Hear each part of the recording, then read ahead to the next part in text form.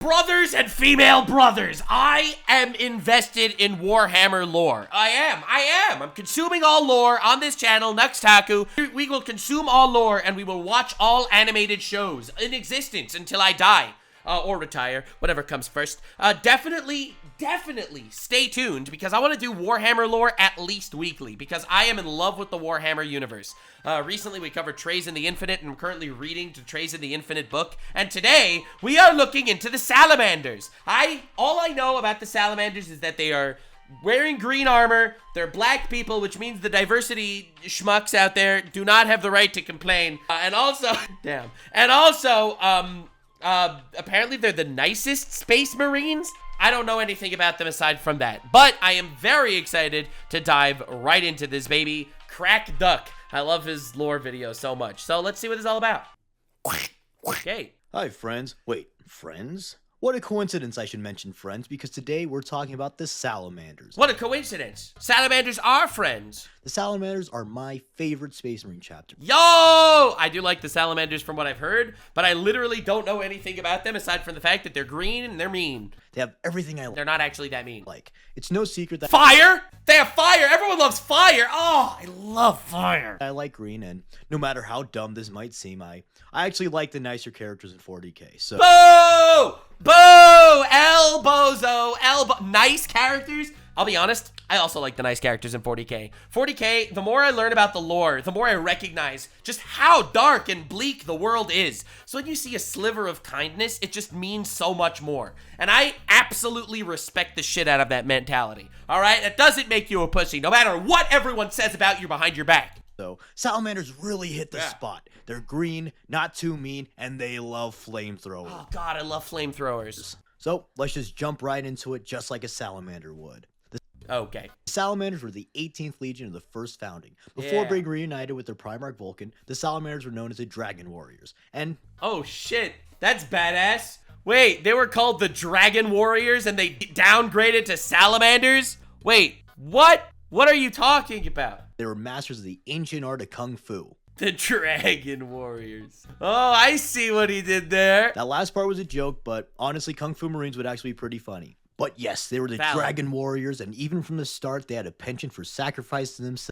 I saw the greatest tweet of all time, and I have to show it to you. I know that this is a tangent, but we will consume all lore on this channel. No lore will go unconsumed, and right now, I am shocked by how good Warhammer 40k lore is. You know, honestly, I don't actually want to look this up, because I'm recognizing that it might put me on a list. So we're gonna have to avoid the tweet. But someone made a really bad tweet in regards to Poe from Kung Fu Panda saying, I really like watching Child Poe right now. But he wrote right now as like an abbreviation, RN, so it was Child Poe space RN, and I like Child... Okay, anyway, moving on!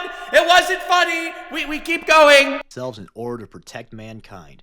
When the Dragon Warriors finally met their daddy Vulcan, he commended their selflessness in protecting the Imperial citizens against a massive orc horde. The GOAT. Dude, this guy fucking has a dragon hammer? That's crazy. Vulcan even knelt to his Legion in respect of their heroics in the face of doom. The Legion was renamed after the giant salamanders of Vulcan's home world of Nocturne. Based. So that's why they were called Salamanders. Very cool. So they were Dragon Warriors, and they became Salamanders because they found Vulcan, and Vulcan literally rebranded them because, fuck, the dude's a goddamn Giga Chad. During the heresy, the Salamanders completed a number of seemingly impossible missions, often taking huge casualties in the process. Oh, man. They prioritized protecting humanity above all else, sometimes at the cost of efficiency, and often at the cost of their lives. That's crazy. I know that doesn't sound crazy, like you're thinking, okay, so these are Space Marines, they're fighting for mankind. So why is it crazy that they would sacrifice themselves to fight for mankind? No. You cannot be confused here. You must be aware of exactly what's going on. These are Space Marines. They are worth more than a mere human life. Like, I know that people say that all men are created equal, but that is not true in the Warhammer canon. Okay, in the Warhammer canon, there are some people that are created unequal to other people. Okay? It's not being racist. I'm just saying it's for the sake of humanity's survival. These guys would actually sacrifice their lives for less equal individuals. That's pretty fucking crazy. One Space Marine is 10,000 soldiers. So sacrificing yourself to save some humans, that is definitely harming mankind. They preferred last stands over lasting long. That sounded weird. Wait, whoa. I meant lasting long as in living. Oh, But regardless, this affinity for last stands meant that the Salamander Legion was one of the smallest legions of the heresy since they were one of the smallest legions. I knew they were one of the smallest legions at that time, but I didn't think that they were one of the smallest legions because they fought to the death more. Oh, that's dark. Okay. often took heavy losses in their campaign. Most notably in their first ever mission in the Unification Wars, the Isfahan Drop Site Massacre, and of course, in the aforementioned battle where they first met Vulcan. After the heresy, since Salamanders got Salamander-stroyed so hard, they weren't able to make many successor chapters. In fact, it was widely believed that the Salamanders didn't have any successor chapters at all until the Oh my god. Ultimate founding and the introduction of everybody's favorite Marines, the Primaris. Although they've all Wait, so that's why there are so few Salamander missions and Salamanders in general, because they actually fight to the bitter end. That's crazy. long been said to have no successor chapters prior to the Ultimate founding, has long been rumored and recently confirmed that there were in fact some successor chapters for the Salamanders. Alright. But let's be honest, was it really a question that something like the Black Dragons was a successor chapter to the Salamanders? They use similar tactics and they're dragon themed. Like last I checked, something like the Space Wolves weren't dragon themed. Yeah, true. Anything dragon themed is probably alright. Dude, they fucking won the coin toss. Like, you could have been a wolf or you could have been a dragon. Getting overhated themed. Also, black skin, black armor. Coincidence? I think not. But after the Ultimate founding, they did get some new friends, such as the Dragon Spears, the Iron Drakes, and my personal favorite of the bunch, the Dark Krakens. Damn. And funnily enough, the Dark Krakens and the Dragon Spears are actually most notable for their aquatic operations. The Krakens hailing from an ocean world where they fight giant sea monsters, Makes and the sense. Dragon Spears known for fighting alongside the Space Wolves in a reef-side battle. These two successor chapters show that the Administratum obviously doesn't play Pokemon, is what you would say if you were a fool. True Pokemon masters know that the Salamanders will be fire dragon type, which means they'd be neutral Obviously. to water. Right. Yes, they are neutral to water. Yes, of course. Obviously. Yes, they sent them against the water because they're not yet they're dragon type. And What you would say if you were a fool. Oh shit. Because real true Pokemon masters know that the Salamander Pokemon is the Charizard line, and they got stuck with fire flying for whatever Oh, true. Except the Charizard X is fire dragon. reasons, and would still be weak to water. So, plot twist, the original statement was right, and the Administratum probably hasn't played the ancient simulation of Pokemon. Okay, you better retcon this and mention Charizard X or I will feel sad. Also, nobody bring up Salamence. The Charmander line is much closer to the Salamanders, so I will have none of that. Bro, it literally fits with the Charmander line. Charizard X is literally dragon type and neutral to water. You were right, bro. You were right. But back to 40k. Hearing about these cool green fellas might have you asking, well, how can I become a Salamander? I wasn't actually wondering that at all. Well, first off, you shouldn't want to become a Space Marine. It's literally torture and you become a freakish weirdo. Yeah, no, don't. Becoming a Space Marine is for really brave individuals that are they become fucking monsters, okay? Listen, they literally torture themselves. But then again, what's the better alternative in 40k? Would you rather be a Space Marine or would you rather be like a guardsman or a servitor? Yeah, no, I honestly, Space Marine sounds good. Space Marine sounds pretty good. I guess my first choice would be Inquisitor, then Space Marine. But second off, being a Space Marine is actually pretty cool, so maybe you do want to become them because you got sick-ass armor and the incredible strength to cope with the loss of almost all your brothers and Fuck, stop. maybe your dad after your cousins No! brutally betray you, and then you get to witness everything you've ever fought for rapidly crumbling before your eyes for the next 10,000 years. Oh yeah, they also live very long to witness a lot more tragedies than almost anyone else. Oh, I read that wrong. I mean, you get the incredible strength to bonk your foes with a giant mastercrafted thunderhammer. Yeah! For the Emperor, am I right, boy? Yeah, for the Emperor, baby! Woo! That's what I'm talking about. I'd rather die for the Emperor than live 1,000 years, is probably what they are thinking. Each Space Marine chapter has a slightly different knit process and trials along with the standard Bro, it's just a head on a stump. Space Marine surgical operations. And the Salamander trial is actually quite cool as it's modeled on Vulcan's life and upbringing. First, they work as an apprentice for a Salamander, learning smithing and other valuable Alright, that's pretty good. Alright, as far as becoming a Space Marine goes, that is pretty good. That is pretty good. Working and in a forge? Hell yeah. Then, if were, they're taking Prometheus to get the Astartes procedures done on him. After the That's just they all have to go through that. operations, That operation is like they install extra lungs and they torture you and they fucking insert holy globules inside of your penis. you know. New Space Marine scouts perform the trials that the Emperor and Vulcan did when they first met. All of this culminates in them being sent to hunt a giant fire-breathing salamander for which the chapter was named.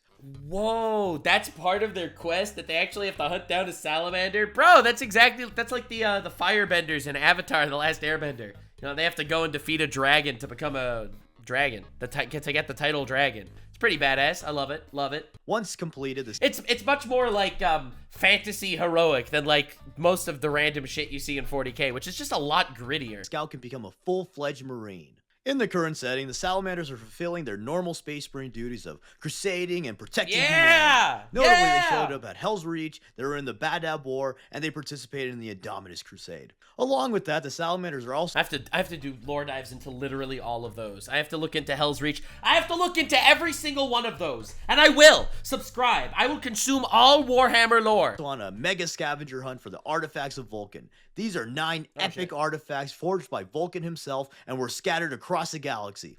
Wait, so aside from doing their regular random salamander duties, just fighting wars and protecting people and shit, also simultaneously they're going around gathering the Vulcan Infinity Stones? It's said that once all 9 artifacts are collected, the Vulcan will return to lead his chapter once more. Vulcan will return, bro! Yes! Bro will return. Facts. It'll happen.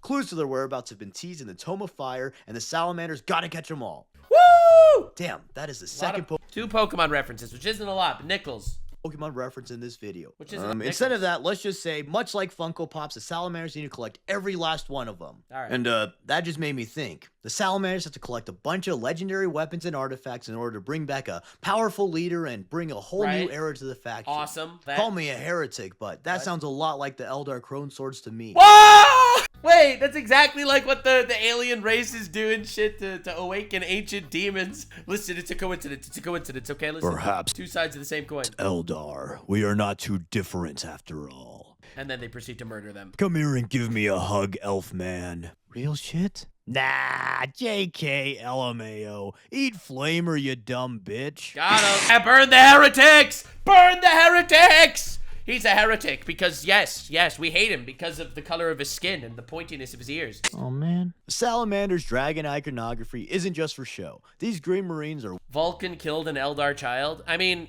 based! Ain't shit, heretic! Well known for their use of flamers, Eat my melters, flames. and other fiery weapons. Yeah! I love the pyromaniac guys happen to be the nicest. Their preferred tactic is to use heavy armor so they could get close to the enemy and flamethrow them into the shadow realm. It's a good strategy, okay? Everyone says, hey, what strategy should we deploy? You put on the biggest, heaviest motherfucking armor of all time. You get as close as you can, and you burn them into cinders. It works! Do not question the method. The Salamander's resilience and flame weapons make for a devastating combo in close quarters. And even though they're some of the nicer dudes in 40k, that's only if they like you.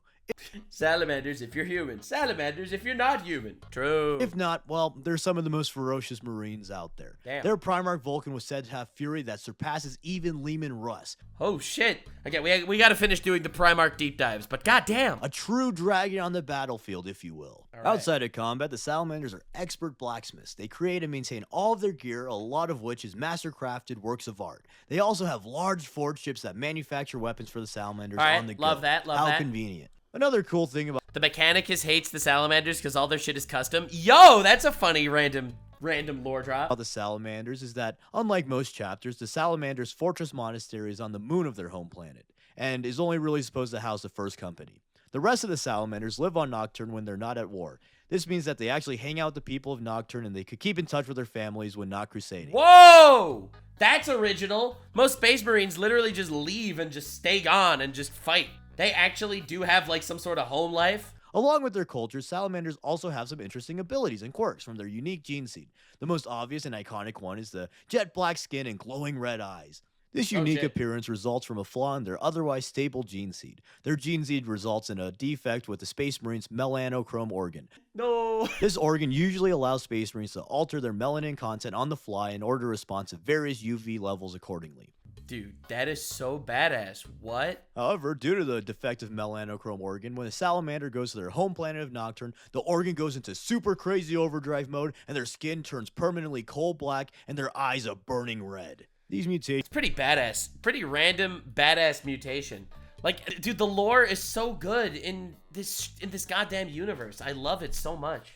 make them look particularly intimidating on the field as the hulking giants stomp the battlefield with eyes burning through the fogs of war, scaring some opponents into submission even before the battle begins. Speaking of eyes, It's pretty terrifying, I'm not gonna lie. Look up salamanders in Faria Nexus. I have no idea what that means. Salamanders also have infrared vision, just like the Predator. This is called the Fire Sight, and is obviously a useful ability as it would grant improved visibility in certain scenarios. One thing the Salamanders use this for is to put cool designs in their armor that emits heat that only the Salamanders can really see. Another more practical That's pretty badass. God damn, these guys are awesome. application is seeing through smoke, kind of like the thing that fire tends to make. And fire being the thing that salamanders tend to make. Well, so this is all part of the giant plan. So you fill the enemies with fire, so there's lots of smoke, so no one can see except for the salamanders, so that they know who to keep burning. Listen, the strategy works. The strategy just is good. Oh, hey, that's a kick-ass combo if you ask me. Yeah. It should be noted that, theoretically, the IR vision would be worse with thick black smoke that oil fires would typically make. But also, flamers are said to burn super duper hot, so technically they shouldn't really produce smoke until the fire itself is dying out.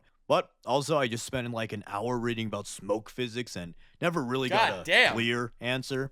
So let's just say that the 40k rule of cool makes whatever we need to work, and we don't. Whoa! Why don't you just start going at faster speed? Yeah, no, but dude, it's not just rule of. Okay, sure, rule of cool. I'm not gonna sit here and make believe I'm gonna say that all this makes sense according to physics exactly. However, I do have to say with certainty.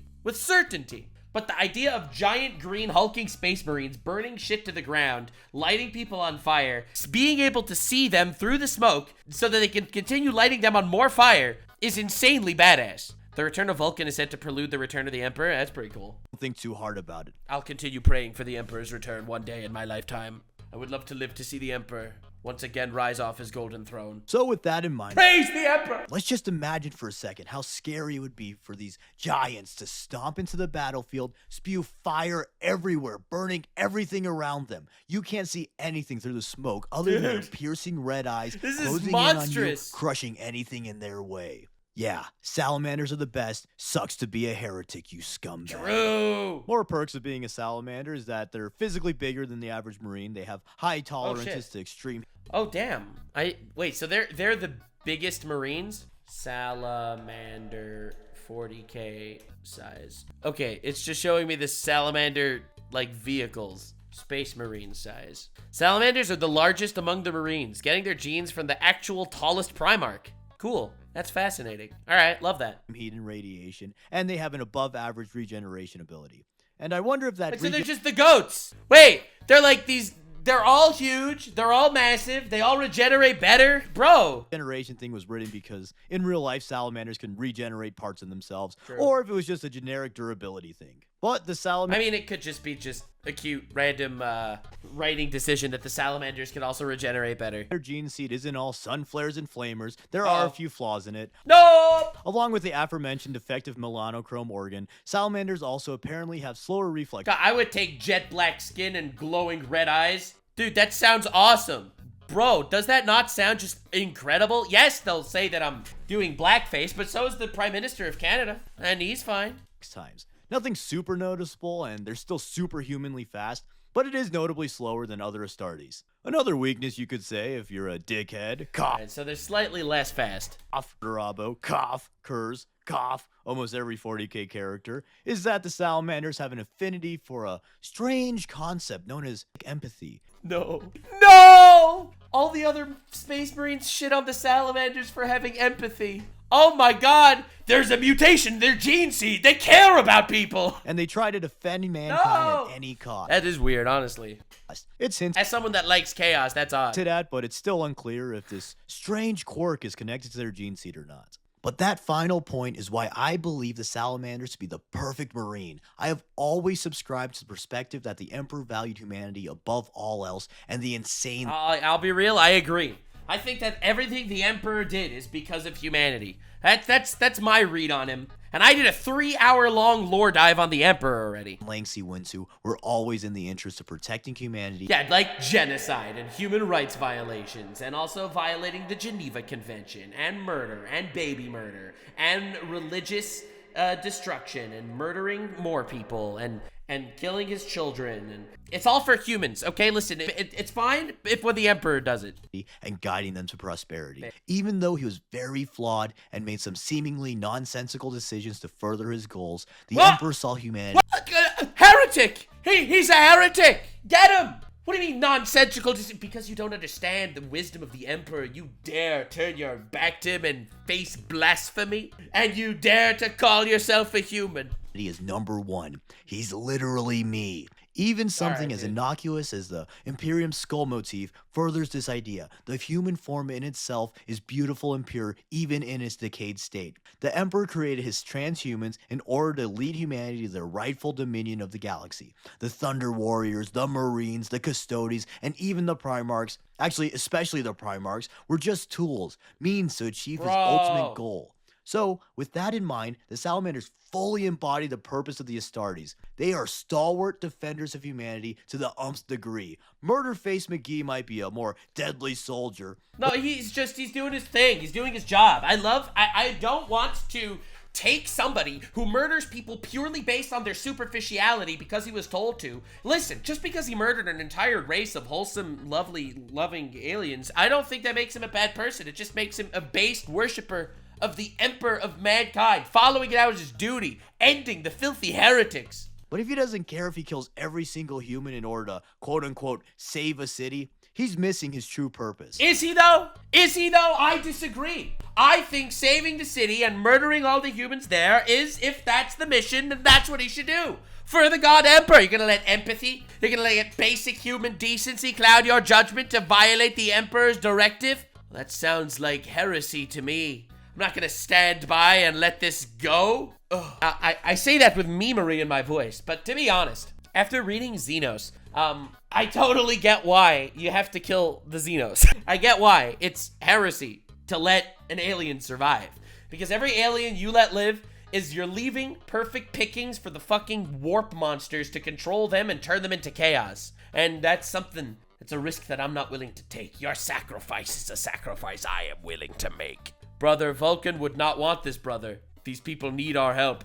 God damn. It is pretty great. I love that you have, like, there's this one empathetic group of Space Marines. It adds so much flair to the entire, like, 40k perspective, to the entire Astartes project. Salamanders, on the other hand, they will do anything necessary to save humanity almost to a fault. In addition, they don't look down on humanity, nor do they condemn them. Much like how Vulcan respects his sons and views himself as a protector and teacher rather than a superior, the Salamanders respect base humankind. Dude, again, I love the idea that there is a group like this. And I also love and am fascinated by the theory that it's actually a genetic mutation in their gene seed. That it's actually a flaw. This empathy might prevent them from enacting the will of the Emperor. And that is a really interesting perspective to have. And I better not see the stupid argument that this means the Salamanders aren't Grimdark and the setting is dead. The setting's not dead. You're allowed to have kindness in Grimdark, and I think that that's a cringe perspective too. Salamanders are literally dark because of their gene seed flaw. Pay attention. Okay, all right, dude. But joking aside, the Salamanders might care about humanity, but they're still ultra-violent and murderous to anything that may threaten humanity. Based MILF. Man, I love flamethrowers. Having characters do heroic things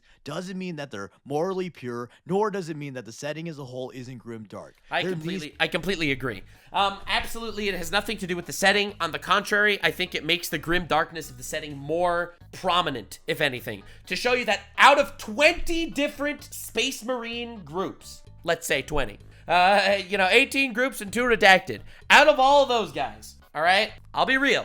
The fact that one of them has a genetic mutation and failure in their genetic code that gives them empathy, I think that screams grimdark. I think that accentuates how grimdark the world actually is, that in their genetic makeup, they needed to actually squash their empathy so they could properly take the Emperor's vengeance out against their enemies. I'll be real. I find that fascinating. It needs to be light to accentuate the darkness, so having a faction like the Salamanders perform noble actions while constantly taking heavy losses to hopelessly protect a doomed empire is a whole lot darker to me than asshole murder axe angrily killing Jerk's asshammer and then stomping a baby. Although that sounds pretty great. If every single character is an angry jerk, then that isn't a grim setting. It just means that the norm for the setting is that everybody's a jerk. But yeah, that's the Salamander. I agree. I love the Salamanders too. This was a good lore dive. It's really interesting. Very, very, very interesting. I love the... We remain Vulcan pilled and empathetic in this house. But I want to do a deep dive on Vulcan specifically. I definitely want to keep doing my Primarch deep dives. These dudes, and they hit all of my check marks for the best Space Marine chapter. I love characters in fictions that constantly get their ass kicked, but they stay determined and they stick to their values no matter what. Also, dragons are badass. Dragons are awesome. That's a fact. Man spitting. So, I hope you enjoyed this episode. I look forward to some more videos. That's great. I love Crack Duck's lore videos. Like, they're not, like, super deep and gritty, but, like, they do get the major points across, and dude has a great sense of humor. So, anyway, that's been today's lore dive into Warhammer, of 4Hammer 40k, the story of gathering all 40,000 hammers. It's a great story. The lore is huge. Mexico will pay for this lore. And definitely subscribe for more lore. I want to do at least weekly Warhammer lore. We are grinding daily uploads on the next Taku channel. All right, stay weird, fam. Bye, bye. Like, subscribe, and this video was streamed live on kick.com/Nuxanor. See you there. Stay weird, fam.